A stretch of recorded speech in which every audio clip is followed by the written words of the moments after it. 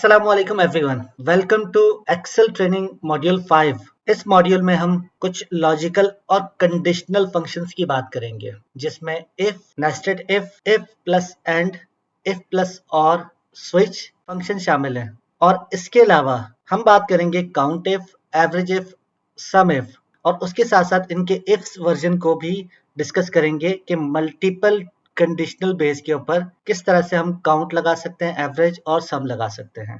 इसी तरह से इस वीडियो के एंड में हम कुछ डेट और टाइम से रिलेटेड फार्मूलाज को डिस्कस करेंगे और सबसे आखिर में हम डिस्कस करेंगे कुछ कॉमन एरर्स जो कि एक्सेल में हमें नजर आती है और उन एरर्स को रिजॉल्व कैसे करना है। तो चलिए वीडियो शुरू करते हैं।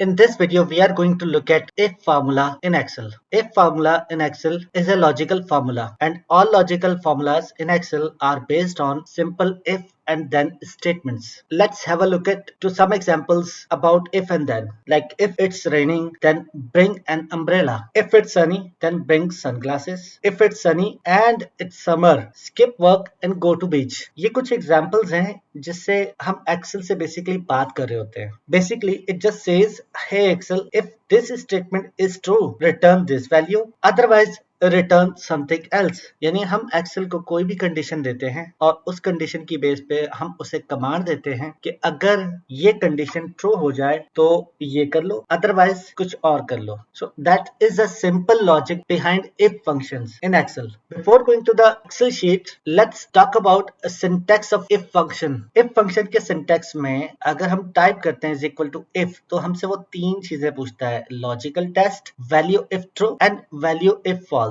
लॉजिकल टेस्ट में हम उसे बताते हैं कंडीशन है क्या। एक्चुअली कोई भी ऐसा टेस्ट जो ट्रू या फॉल्स की सूरत में आंसर दे सके is basically called a logical test। अब ट्रू या फॉल्स की कंडीशन में अगर मैं बात करूं तो मैं इससे कहता हूं A1 सेल में अगर गूगल लिखा हुआ है, अगर A1 cell is equal to Google है तो ट्रू कर दो, अदरवाइज फॉल्स कर दो। इसी तरह से B2 सेल में वैल्यूज अगर लेस देन 100 है तो ट्रू कर दो इसको या फिर फॉल्स कर दो। यानी ट्रू यहाँ पर आ जाएगा वैल्यू ऑफ ट्रू की कंडीशन में और फॉल्स यहाँ पर आप टाइप कर देंगे वैल्यू ऑफ फॉल्स की कंडीशन में। इसको प्रैक्टिकल एग्जांपल में भी देखेंगे। Before going to that, let's take another example. यहाँ नीचे आपके पास यहाँ पे टेबल मौजूद है एक, जिसमें के डिफरेंट लोकेशंस के आपके पास टेम्परेचर्स मौजूद हैं। ये जो फ्रीज का कॉलम है यानी कॉलम डी, इस पे हमने अपना फंक्शन टाइप किया इज इक्वल टू इफ, और यहाँ मैंने इससे कहा कि B2 में जाओ यानी टेम्परेचर वाले कॉलम में जाओ और चेक करो कि अगर उसकी वैल्यूज लेस देन और इक्वल टू 32 है तो क्या करें, वो यहाँ पर यस टाइप कर दे, otherwise in case of false यहाँ पर नो टाइप कर दे। आप ये देखें कि जिन जिन सिटीज के टेम्परेचर 32 से ज्यादा हैं, इसने उनके आगे नो टाइप कर दिया, और जिनके टेम्परेचर 32 से कम है उसके आगे यस टाइप कर दिया है। Now let's move to the Excel and apply it on a practical example on Excel sheet. तो शुरू करते हैं विद दिस बेसिक एग्जांपल। इस एग्जांपल में हमारे पास कुछ स्टूडेंट्स के नाम मौजूद हैं, उनके कॉलेजेस, उनकी डिग्रीज, उनके मार्क्स इन ओसी सब्जेक्ट, उनके marks in psychology subject and maths में और अकाउंट्स में उनके कितने मार्क्स आए। टोटल मार्क्स उनके कितने थे। Passed in mathematics and passed in OC के हमारे पास दो कॉलम्स हैं जिसमें हम इफ फंक्शन अप्लाई करेंगे। ऊपर जो आपके पास इंस्ट्रक्शंस मौजूद हैं, इसमें अगर मैं इफ पे क्लिक करता हूं, so it says check if student passed in maths. Criteria क्या है, शुड स्कोर एटलीस्ट 35 मार्क्स।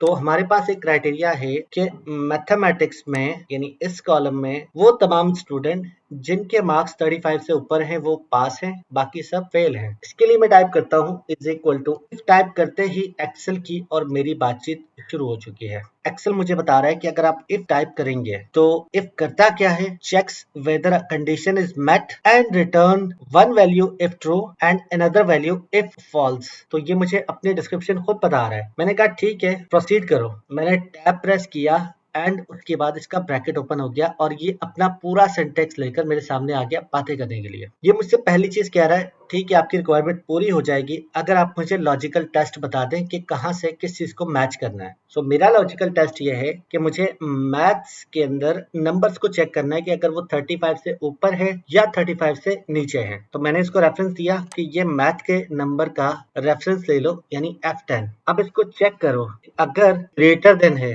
35 से, मैंने क्या टाइप किया, F10 ग्रेटर देन है 35 से। मैंने कॉमा जैसे ही प्रेस किया, इसने कहा कंडीशन तो मुझे समझ आ गई, अब बताओ जी अगर ये वैल्यू ट्रू हो जाती है तो मैं क्या करूं। मैंने इससे कहा भाई यहाँ पर इस बंदे को पास कर दो, और मैंने इन्वर्टेड कॉमास क्लोज कर दिए। आपको मैंने पिछले लेक्चर में बताया था कि जब भी आप फंक्शन के अंदर फंक्शन के सिंटैक्स में टेक्स्ट को टाइप करेंगे तो इन्वर्टेड कॉमास में होगा, और नंबर टाइप करेंगे तो विदाउट इन्वर्टेड कॉमास होगा। मैंने ट्रू की कंडीशन दे दी। जैसे ही मैंने कॉमा प्रेस किया, अब इसका सिंटैक्स का तीसरा पार्ट आ जाता है, और ये मुझसे कह रहा है कि अगर ये वैल्यू ट्रू ना हो तो फिर क्या करें। तो मैंने कहा भाई फिर ये काम करो, सिंपल सा यहाँ पर फेल टाइप करके ले आओ, और मैंने यहाँ पे ब्रैकेट क्लोज किया। अब मेरा फंक्शन कंप्लीट हो चुका है। मैं इसको टेस्ट करने के लिए एंटर करता हूँ एंड सी कि यहाँ इसके 81% मार्क्स थे या 81 मार्क्स थे, इसने मुझे यहाँ पर पास का क्राइटेरिया दे दिया। इसको टेस्ट करने के लिए मैं यहाँ पे टाइप करता हूँ 35, सी इसने 35 को भी फेल कर दिया। 36 टाइप करते हैं, सी इसने पास कर दिया। 34 का टाइप करते हैं, it is fail. So that mean के my function is working properly. इसमें हम ये भी कर सकते हैं, एक तो हमने कंडीशन लगाई थी ग्रेटर देन, मैं इसको डबल क्लिक करता हूँ, या आप इसको F2 प्रेस करके भी एक्टिवेट कर सकते हैं फंक्शन को, फंक्शन की F2। जैसे ही मैं प्रेस करता हूँ, सी इट इज एक्टिवेटेड। मैं इससे कहता हूँ कि यार F10 में 35 जिसके मार्क्स आए वो क्या करे, यानी 35 से ऊपर के तो पास हो गए, 35 वाले का क्या करना है। सो बेसिकली 35 वाले को भी पास कर देना चाहिए। तो मैंने कहा ग्रेटर देन और इक्वल टू 35 पास कर दे। अब मैं इसको एंटर करता हूँ and let's check the criteria. 35 मैंने लिखा, लास्ट टाइम इसने फेल कर दिया था, अब ये पास कर रहा है। 34 करते ही ये उसको फेल कर देता है। Before proceeding further, let me talk about some logical operators.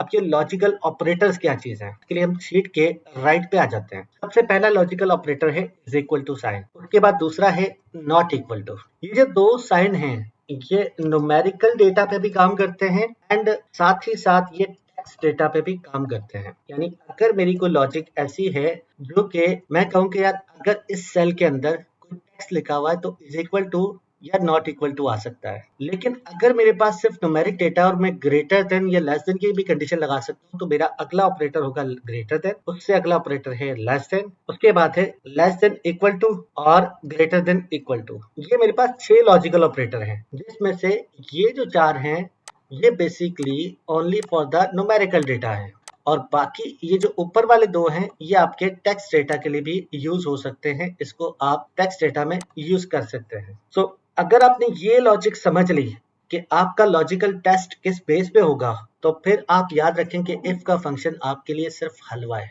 Let's put this function here as well OC के केस में। तो ओसी के सब्जेक्ट में हमारे पास 48 है। अब यहाँ पर हम टाइप करते हैं दोबारा से फंक्शन इज इक्वल टू, मैंने टैब प्रेस किया, एक्सेल से मेरी बातचीत शुरू हो गई। मैंने इसको रेफरेंस दिया ओसी वाले सब्जेक्ट का, और मैंने इससे कहा कि इसके अंदर अगर इसके मार्क्स ग्रेटर देन या इज इक्वल टू 35 है तो क्या करें, यहाँ पर पास लिखते हैं वरना फेल लिखते हैं। आप ये देखें मैं आपसे बात कर रहा हूँ, इसी तरह से जब आप प्रैक्टिकली एक्सेल में इफ का फंक्शन टाइप करेंगे तो जब आप इस तरह से वर्डिंग यूज करेंगे तो आपको खुद को भी क्लैरिटी आती जाएगी। इसको हैबिट बना ले ताकि इफ का फंक्शन यूज करते हुए आपको ज्यादा से ज्यादा आसानी और आपकी जो भी कंडीशन हो उसको क्लैरिफाई करने के लिए आपको भी समझ आ सके और एक्सेल को भी समझाना आसान हो जाएगा। मैंने एंटर किया, इसने पास कर दिया। अब हम इसी फंक्शन को रिवर्स ऑर्डर में टाइप करते हैं और देखते हैं कि रिवर्स ऑर्डर में किस तरह से इसका रिजल्ट आता है। बिकॉज एक्सेल का आप one way up to other way down भी जो है वो रिजल्ट निकाल सकते हैं, और उसके लिए मैं करता हूँ यहाँ पे F2, और F2 करने के बाद से मैंने कहा कि अगर 35 से लेस देन मार्क्स हो, मैंने यहाँ पे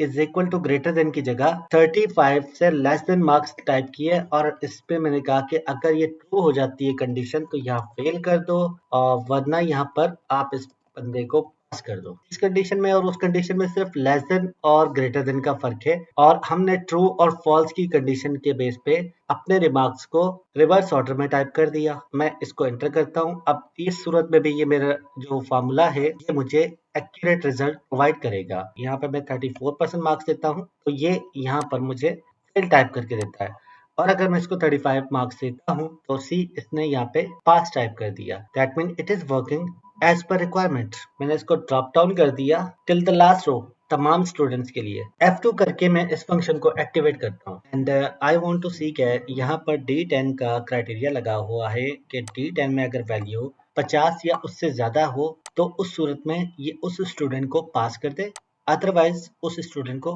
फेल कर दिया जाए। लेकिन यहाँ एक प्रॉब्लम ये है कि ये जो क्राइटेरिया है ये भी टाइपिंग है, जबकि वैल्यू ऑफ ट्रू की सूरत में और वैल्यू ऑफ फॉल्स की सूरत में दोनों केसेस में यहाँ पे टाइपिंग हो रही है। तो टाइपिंग का मकसद ये है कि कल को अगर क्राइटेरिया चेंज होता है तो मुझे एक्सेल फंक्शन को एडिट करके इसमें जाकर चेंजेस करनी होंगी। सो बजाय हम इसको एडिट करें, हम इसमें रेफरेंसिंग को यूज करके इस फंक्शन को ऑटोमेट कर सकते हैं। वो कैसे? तो सबसे पहले बात करते हैं लॉजिकल टेस्ट की। तो यहाँ मैं टाइप करता हूँ इस सेल को फॉर एग्जांपल हम सिलेक्ट कर लेते हैं और इस सेल के अंदर मैंने इसको येलो कर दिया और येलो करने के बाद मैंने कहा यहाँ पर क्राइटेरिया होना चाहिए फॉर एग्जांपल 50% पासिंग मार्क्स है तो 50 मैंने यहाँ टाइप कर दिया। अब आते हैं यहाँ पर ऊपर और वैल्यू ट्रू की सूरत में, यहाँ ट्रू की सूरत में मैंने टाइप कर दिया यहाँ पर पास एंड फॉल्स की सूरत में मैंने कर दिया इसको फेल। क्लियर हो गया? हमने पास और फेल दोनों को भी येलो हाईलाइट कर दिया। अब मैं इसको F2 करता हूँ और F2 करने के बाद जहां मेरे पास 50 टाइप था इसको मैंने सिलेक्ट किया और इसकी जगह पे मैंने रेफरेंसिंग यूज कर ली F8 की और इसको मैंने F4 प्रेस करके लॉक कर दिया कि अगर मैं ऊपर से नीचे पेस्ट करूं तो ये सेल चेंज नहीं होना चाहिए। दूसरे नंबर पे मैंने यहाँ पे पास सिलेक्ट किया इंक्लूडिंग इन्वर्टेड कॉमास। ये मेरी वैल्यू इफ ट्रू है और वैल्यू इफ ट्रू में मैंने इससे कहा कि जो भी यहाँ पर टाइप हो वो यहाँ ले लो। इसने J3 का रेफरेंस ले लिया और मैंने F4 प्रेस किया, ये देखें इसने सेल को लॉक कर दिया। देन मैंने फर्दर वैल्यू इफ फॉल्स की सूरत में यहाँ पे फेल लेना है या मैं इसको दे सकता हूँ यहाँ पर रेफरेंस और मैंने रेफरेंस पे क्लिक किया और जैसे ही मैंने क्लिक किया इसने J5 पिक कर लिया एंड आई द रेफरेंस। अब मैं इसको एंटर करता हूँ, रिजल्ट इसका सेम है और इसको मैं डबल क्लिक करके डाउन द लाइन पेस्ट कर देता हूँ। अब फॉर एग्जांपल यहाँ मेरी ट्रू की सूरत में क्राइटेरिया चेंज हो जाता है। मैं यहाँ लिखता हूँ जी ग्रेट, तो जितने पास हैं वो तमाम के तमाम ऑटोमेटिकली ग्रेट हो जाएंगे और जितने भी फेल हैं उसके आगे मैं लिख देता हूँ नीड इम्प्रूवमेंट। तो आप एंटर करते साथ ही देखें कि तमाम के तमाम के आगे नीड इम्प्रूवमेंट आ चुका है और क्राइटेरिया अगर मेरा चेंज होता है 50 से 35 हो जाता है तो मैं जैसे ही 35 पे क्लिक करूंगा सी के जो 35% वाले थे वो भी पास हो गए। अपने फंक्शन में वैल्यूज को कम से कम टाइपिंग पे रखें और ज्यादा से ज्यादा रेफरेंसिंग यूज करें ताकि आपका फंक्शन को यूज करने का जो मेथड है that will help you in the automation of your sheet. हम आगे चल के कुछ मजीद एग्जांपल्स भी देखेंगे कि किस तरह से हम इसको यूज कर सकते हैं। अब बात करते हैं जी नेस्टेड इफ के हवाले से। सिंगल इफ के अंदर आपके पास एक लॉजिकल टेस्ट की गुंजाइश होती है। अगर आपके सेल के अंदर सिंगल फॉर्मूला के थ्रू आप मल्टीपल लॉजिकल टेस्ट अप्लाई करना चाहते हैं उस सूरत में आप नेस्टेड इफ का फंक्शन यूज करेंगे। नेस्टेड इफ का फंक्शन कैसे यूज करते हैं, इसमें क्या आर्ग्यूमेंट्स होते हैं, चलिए डिस्कस करते हैं। हमारे पास एक एग्जांपल है ये टेबल। इस टेबल में डिफरेंट लोकेशंस का डिफरेंट टेम्परेचर मौजूद है। इस टेम्परेचर की बेस पे हमने यहाँ पे क्लाइमेट कॉलम में एक फंक्शन यूज किया और इस फंक्शन में हमने कहा is equal to if B2 में जाकर चेक करो अगर टेम्परेचर लेस देन 40 है और ये कंडीशन अगर ट्रू हो जाती है तो यहाँ पर कूल टाइप कर दो, अदरवाइज यानी जहां पर फॉल्स की स्टेटमेंट आनी थी वहां हमने एक और इफ यूज किया और उस इफ के अंदर हमने कहा कि B2 में जाकर देखो कि ग्रेटर देन 80 की टेम्परेचर के साथ जो भी वैल्यू शो होती है उसके आगे हॉट टाइप कर दो और अगर ग्रेटर देन 80 या लेस देन 40 दोनों कंडीशन फॉल्स हो जाती हैं तो फिर उस सेल के अंदर माइल्ड टाइप कर दो। यानी कि यहाँ हमारे पास दो ट्रू कंडीशन है। पहले वो जाकर चेक करेगा इस कॉलम में कि ये वैल्यू 40 से नीचे की है, जैसे ही उसको 40 के नीचे की वैल्यू मिलेगी वो उसको कोल्ड कर देगा। अगर उसको 40 के नीचे की वैल्यू नहीं मिलती और ये आपका पहला लॉजिकल टेस्ट ट्रू की जगह फॉल्स हो जाता है फिर वो अपना दूसरा लॉजिकल टेस्ट अप्लाई करेगा बजाय इसके यहाँ पर फॉल्स वैल्यू टाइप करने के। तो दूसरा लॉजिकल टेस्ट उसको चेक करेगा कि वो 80 से अबव की कोई वैल्यू है। अगर उसको 80 से अबव मिल जाती है तो यहाँ हॉट टाइप कर देगा, अदरवाइज वो तीसरी कंडीशन यानी फॉल्स कंडीशन को ट्रू कर देगा विच इज माइल्ड। इसको बेहतर तरीके से समझने के लिए चलिए अपनी एक्सेल शीट पे चलते हैं और वहां इसको प्रैक्टिकली अप्लाई करके देखते हैं। तो इस शीट में आने के बाद हम यहाँ क्लिक करते हैं नेस्टेड इफ पे। जैसे ही मैंने नेस्टेड इफ पे क्लिक किया तो इसने मुझसे कहा कि if student scored above 300 term it excellent, below 300 के लिए लेकिन अबव 200 के लिए टर्म इट एवरेज और बिलो 200 के लिए नीड इम्प्रूवमेंट्स। ये था हमारे पास टोटल मार्क्स की बेस पे। तो अब हम जो फंक्शन यूज करेंगे वो इस टोटल मार्क्स के कॉलम पे यूज करेंगे और यहाँ पर यूज करेंगे। उसके लिए पहले हम समराइज कर लेते हैं इस फंक्शन को यूज करने से पहले कि हमारे पास ये 3 क्राइटेरियाज हैं। कौन से 3 क्राइटेरियाज हैं? अबव 300 की बेस के ऊपर उसको एक्सीलेंट मार्क करना है, 200 से 300 की बेस के ऊपर उसको एवरेज मार्क करना है और लेस देन 200 की बेस के ऊपर उसको नीड इम्प्रूवमेंट ये मार्क करना है। टाइप करते हैं हम इज इक्वल टू इफ और जैसे ही मैं टैब प्रेस करूंगा तो इसका फंक्शन एक्टिवेट हो गया और मेरी और एक्सेल की गुफ्तगू शुरू हो गई। एक्सेल ने मुझसे कहा कि लॉजिकल टेस्ट बताओ। मैंने इससे कहा कि जाओ H10 में जाओ और चेक करो कि अगर वैल्यू ग्रेटर देन है 300 से तो क्या करो। ग्रेटर देन 300 के केस में मैंने कॉमा प्रेस किया एंड देन उसके बाद मैंने इससे कहा कि वैल्यू इफ ट्रू के केस में यहाँ पर मैं एक्सीलेंट टाइप कर सकता हूँ या मैं दूसरा काम ये कर सकता हूँ कि मैं एक्सीलेंट को रिमूव करूँ और इस सेल का रेफरेंस दे दूं which will be called as an excellent। मैंने इसको लॉक कर दिया, कॉमा प्रेस किया। अब ये कह रहा है वैल्यू इफ फॉल्स, यानी अगर वो 300 से ऊपर ना हो तो फिर क्या करूं। मैंने कहा फिर एक काम करो, दोबारा से इफ लगाओ और इसी सेल में जाओ और चेक करो कि अगर वैल्यू 200 से नीचे तो नहीं है। पहली कंडीशन में मैंने कहा 300 से ऊपर है, उसने कहा नहीं हो तो क्या करूं। मैंने कहा फिर जाओ चेक करो कि 200 से नीचे है, अगर है तो क्या करें, नीड इम्प्रूवमेंट। मैंने M6 का रेफरेंस दिया और मैंने M6 को लॉक कर दिया। और अगर ये दोनों कंडीशंस ट्रू नहीं होती तो फिर क्या करें, फिर वो फॉल्स की सूरत में यहाँ पर एवरेज लिख दे, यानी इस सेल का रेफरेंस। और मैंने इसको लॉक कर दिया, ब्रैकेट क्लोज किया एक दफा, ब्रैकेट क्लोज किया दूसरी बार, क्योंकि हमने यहाँ पर पहला ब्रैकेट ओपन किया था यहाँ पर, दूसरा ब्रैकेट हमने ओपन किया था यहाँ पर। तो जितने ब्रैकेट्स आपने ओपन किए हैं उतने ही आपको क्लोज करने हैं, ये बात ज़हन नशीन कर लीजिएगा।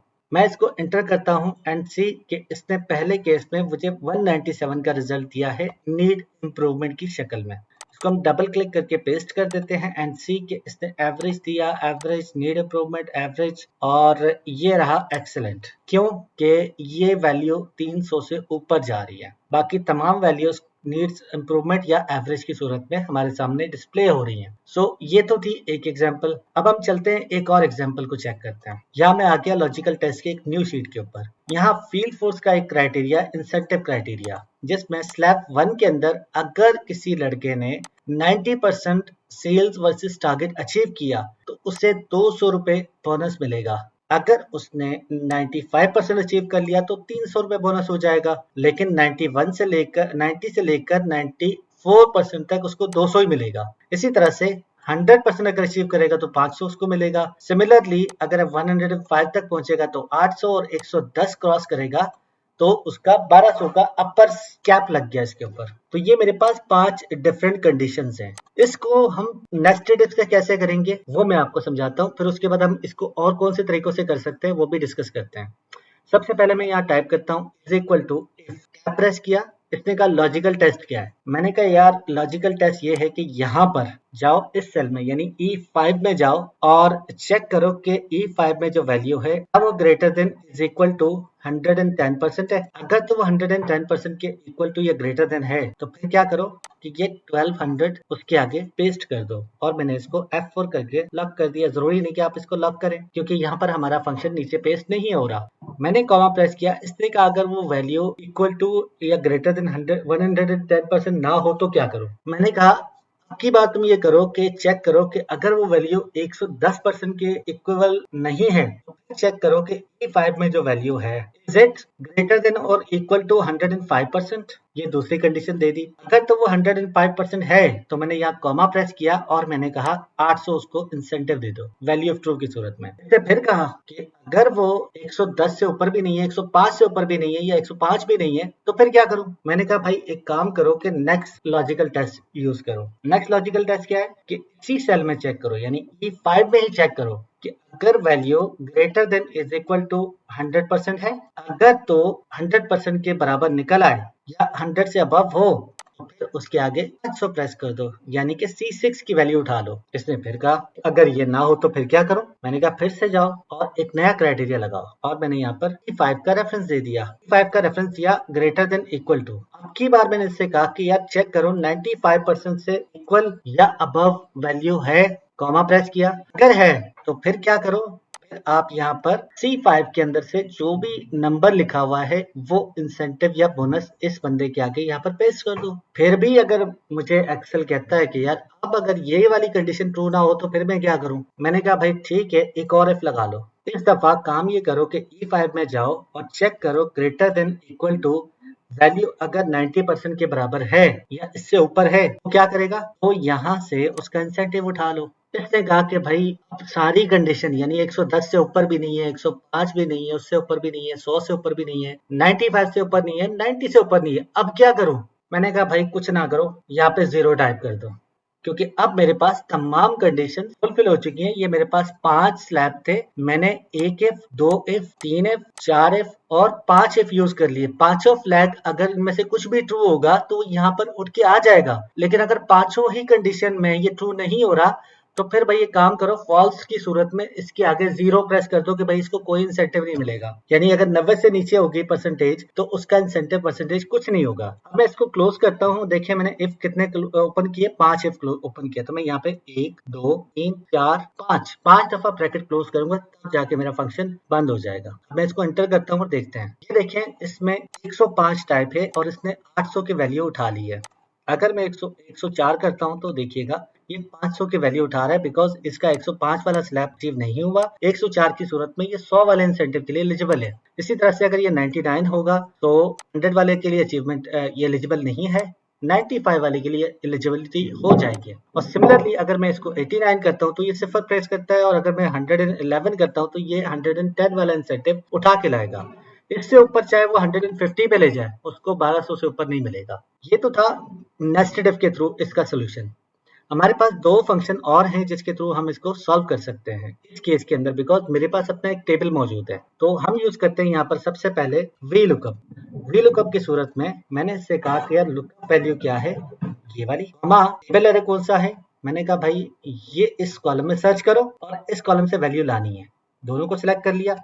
कॉलम इंडेक्स यानी रिटर्न एरे या आपकी रिटर्न वैल्यू कौन से कॉलम से आएगी? तो मैंने इससे कहा कभी काउंट करो कि अचीवमेंट परसेंटेज कॉलम 1 में है, बोनस जो है वो कॉलम 2 में है, तो यहाँ पर सेकंड कॉलम से वैल्यू उठा के लाओ। कॉमा इसने कहा कि अप्रोक्सीमेट मैच करना है या एग्जैक्ट मैच करना है। सो मेरे दोस्त अगर मैं इसको एग्जैक्ट मैच कहूंगा तो ये 90 95 100 105 और 110 के केस में तो एप्लीकेबल होगा, अदरवाइज एरर दे देगा। और अप्रोक्सीमेट मैच में ये क्या करेगा? अप्रोक्सीमेट मैच में ये नियर बाय वैल्यू जो डाउन द लाइन होगी उसको सिलेक्ट कर लेगा। लाइक अगर यहाँ 94 होगा तो ये 90 को कंसीडर करके उसके आगे जो वैल्यू होगी वो लेकर आएगा, और जैसे ही 95 होगा तो वो इसको उठा लेगा।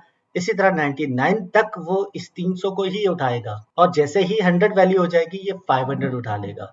तो हमने क्या करना है, इसको अप्रोक्सीमेट मैच करना है। तो मैं इसको ट्रू की फॉर्म में यहाँ पर अप्रोक्सीमेट मैच के थ्रू कॉल करवा लेता हूँ। एमसी इसने 1200 उठा लिया। एग्जैक्ट हम यहाँ टेस्ट भी कर लेते हैं। 99 प्रेस किया, दोनों के अंदर एक एग्जैक्ट आंसर आ रहा है। 95 की सूरत में भी वही आ रहा है, 90 की सूरत में ये 200 दे रहे हैं, और अगर मैं 89 कर देता हूँ तो क्या कर रहा है? एरर दे रहा है, बिकॉज वी लुकअप के अंदर इसकी कंडीशन में 89% तो है ही नहीं। यानी 89% किस तरह नहीं है कि 90 से नीचे की कोई भी वैल्यू देंगे तो 89 की सूरत में वो उस पे एरर दे देगा, बिकॉज उसके अंदर आर्गुमेंट ये कंप्लीटली ट्रू हो ही नहीं रहे किसी भी सूरत में, क्योंकि वो नीचे वाले अप्रोक्सीमेट मैच को उठा रहा होता है, नीचे इसके कोई वैल्यू नहीं है। तो इस तरह के एरर को रिजॉल्व करने के लिए अभी के लिए मैं आपको बता देता हूँ कि यहाँ पर हम करेंगे क्या। वी लुकअप की सूरत में मैं ये कहता हूँ कि अगर वी लुकअप में इस वाले में एरर आ जाए, एक फंक्शन यूज करो इफ एरर यूज करो, और इफ एरर के आर्गुमेंट क्या है, सिंटैक्स क्या है, वो है वैल्यू। तो वैल्यू क्या होगी? जो कि इस फार्मूला से उठ के आएगी। और अगर वैल्यू फाउंड नहीं होती और एरर आ जाता है तो कॉमा प्रेस किया। उसने मुझसे पूछा कि वैल्यू इफ एरर, अब अगर एरर आ जाए तो क्या करूं? मैंने कहा बॉस 0 प्रेस कर दो, और जैसे मैंने 0 प्रेस किया और ब्रैकेट क्लोज किया, अब आप ये देखें इस फार्मूला को मैंने अलग से क्राफ्ट किया है इफ एरर का फंक्शन यूज करके और वी लुकअप का फंक्शन यूज करके। इफ एरर क्या कर रहा है कि उसके दरमियान में वी लुकअप से जो भी वैल्यू उठ के आएगी अगर वो एरर आता है तो उसको 0 कर देगा। मैं एंटर करके देखता हूँ, सी इसने 0 दे दिया। अब हम इसको चेक कर भी लेते हैं कि 90% में करूंगा तो ये 200 दे रहा है, दैट मीन कि it is working now accurately. लेकिन ये मसला जो है, जो वी लुकअप से हमें एरर की सूरत में मिला और हमने इफ एरर यूज किया उसके अंदर, उसको रिजॉल्व करने के लिए हमारे पास जो तीसरा मेथड है वो भी हो सकता है। वो तीसरा मेथड क्या है, हम यूज करेंगे एक्स लुकअप। जैसे ही मैं एक्स लुकअप टाइप करता हूँ तो ये मुझसे पूछता है कि लुकअप वैल्यू क्या है। मैंने कहा बॉस जाओ E5 के अंदर लुकअप वैल्यू मिल जाएगी। यहाँ पर जो भी वैल्यू हो उसको लुकअप एरे कॉमा प्रेस किया मैंने कहा लुकअप एरे, तो मैंने कहा भाई इस लुकअप एरे में चेक करो ये वैल्यू मैच करती है कि नहीं करती। फिर कॉमा प्रेस किया, इसने कहा रिटर्न एरे क्या दूं। मैंने कहा बॉस जाओ बोनस में और बोनस में जाकर इस कॉलम से रिटर्न वैल्यू उठा लो ऑन द बेसिस ऑफ ये जो आपकी लुकअप वैल्यू है। कॉमा प्रेस किया, इसने यही मुझसे पूछ लिया कि अगर वो वैल्यू मिले ही ना फिर क्या करूं। वी लुकअप में ये फैसिलिटी नहीं थी। अब मैंने इससे कहा कि यार अगर वैल्यू ना मिले तो सिफर कर दो। मैंने सिफर प्रेस कर दिया। इसने कहा एग्जैक्ट मैच उठाना है, एग्जैक्ट मैच और नेक्स्ट स्मॉलर आइटम उठाना है या लार्जर आइटम। तो चूंकि अगर वो 91% अचीव कर चुका है तो हम उसको 95 का इंसेंटिव तो नहीं दे सकते, हम उसको देंगे 90 का इंसेंटिव। तो हमने कहा कि एग्जैक्ट मैच और नेक्स्ट स्मॉलर आइटम उठा लो। मैंने यहाँ पर लाकर टैब प्रेस किया, इसने -1 उठा दिया। यहाँ पर मैं अपना फंक्शन क्लोज करता हूँ और मैं इसको इंटर करता हूँ। नाउ सी ये 200 दे रहा है। अब मैं 89 करता हूँ तो तीनों में सिफर आ रहा है। 75 करूंगा तीनों में सिफर आ रहा है। अगर मैं तीनों में 95 प्रेस करता हूँ तो तीनों में एक जैसा आंसर आ रहा है और इसी तरह से 111 में भी सब में एक जैसा आंसर आ रहा है। एक्सेल में आपको किसी भी टास्क को परफॉर्म करने के लिए मल्टीपल वेज होते हैं। इंपॉर्टेंट क्या है कि आपकी जिस फंक्शन पे जितनी कमांड होगी, जब आपके पास कोई असाइनमेंट आता है तो वही फंक्शन आपके दिमाग में सबसे पहले रिफ्लेक्ट होता है। तो इट इज नॉट मैंडेटरी कि जो सही तरीका है वही यूज हो। तमाम तरीके सही है अगर उससे आपका काम ठीक तरह से निकल के आ रहा है। कुछ लोग इसको एक्सेल टेक्निक्स कहते हैं, कुछ टिप्स एंड ट्रिक का नाम देते हैं और कुछ इसको एक्सेल जुगाड़ के नाम से जानते हैं। मैं आपको यहाँ पर इन तमाम फंक्शंस को डिस्प्ले कर देता हूँ ताकि आपको डिफरेंशिएट पता चल जाए कि तीनों फंक्शंस में क्या डिफरेंस है और किस तरह से हम इसका सिंटैक्स टाइप करते हैं। उसके लिए करेंगे क्या, मैं यहाँ पे लिखता हूँ फॉर्मूला टेक्स्ट और मैंने एक और फंक्शन अप्लाई किया और मैंने इसे कहा कि यहाँ से फॉर्मूला उठा लो। ये पहला इफ का फंक्शन हो गया। दूसरा मैंने यहाँ पे टाइप किया फॉर्मूला टेक्स्ट और इसमें मैंने रेफरेंस दिया इस सेल का और मैंने कहा ये वाला फंक्शन भी डिस्प्ले कर दो। और तीसरा मैंने लिखा फॉर्मूला टेक्स्ट और इस बार मैंने इससे कहा कि ये एक्स लुकअप वाला भी डिस्प्ले कर दो। मैं इसको जूम कर देता हूँ आपके लिए ताकि आपको ये फंक्शन रीड करने में आसानी हो सके। यहाँ मैं आपको एक टिप और देता चलूं कि अगर आप एक सेल के अंदर बहुत सारे इफ यूज कर रहे हैं जो कि सम टाइम 10, 15, 20 इवन 50 से भी ज्यादा हो सकते हैं, तो आप ये करें कि क्योंकि इफ का फंक्शन जब टाइप होता है तो उसमें मल्टीपल कंडीशंस अप्लाई होती हैं। सम टाइम ऐसा होता है कि फंक्शन बहुत बड़ा हो जाता है और रीडिंग में मसला हो जाता है। तो आप क्या करें फंक्शन को आसान बनाने के लिए, उसके लिए मैं आपको टिप देता हूँ। आप इफ के फंक्शन को एडिट करें और एडिट करने के बाद यहाँ देखिए, यहाँ से मेरा फंक्शन शुरू हुआ, ये इसका पहला लॉजिकल टेस्ट आया और यहाँ मैंने ट्रू की वैल्यू दी। यहाँ पर नेक्स्ट इफ स्टार्ट हो रहा है। इससे पहले मैं अपना कर्सर लेकर आया और मैंने कीबोर्ड से ऑल्ट इंटर प्रेस किया। ऑल्ट इंटर से क्या होता है, आपका हर आने वाला दूसरा इफ नेक्स्ट रो से शुरू होगा। जब आप इसको इन फ्यूचर कभी एडिट करेंगे तो वहां आपको ये रीडेबिलिटी में आसानी देगा और आपको पता चलता रहेगा कि मेरी कितनी कंडीशंस अप्लाइड है और हर कंडीशन में फंक्शन में मैंने क्या अप्लाई किया था। नाउ यू सी कि पहली रो में मेरे पास मुझे पता चल रहा है कि अगर E5 110% हो तो C8 कर दो, E5 105% हो तो C7 कर दो, E5 100% हो तो C6 और इसी तरह से सो ऑन। तो ये एक ट्रिक है, एक टिप है आप लोगों के लिए जो इफ फंक्शन यूज करना चाहते हैं ताकि आपको इन फ्यूचर इसको रीड करने में आसानी हो सके। तो that's it for if and the nested if. ये वीडियो थोड़ी सी लंबी हो गई but I had to cover the complete if and if nested if. अब नेक्स्ट वीडियो के अंदर हम डिस्कस करेंगे इफ के साथ कुछ मजीद छोटे छोटे फंक्शन जिसमें multiple criteria based conditions apply होंगी, लाइक इफ के साथ एंड और इफ के साथ और। उसके लिए आपको मेरी नेक्स्ट वीडियो का वेट करना होगा।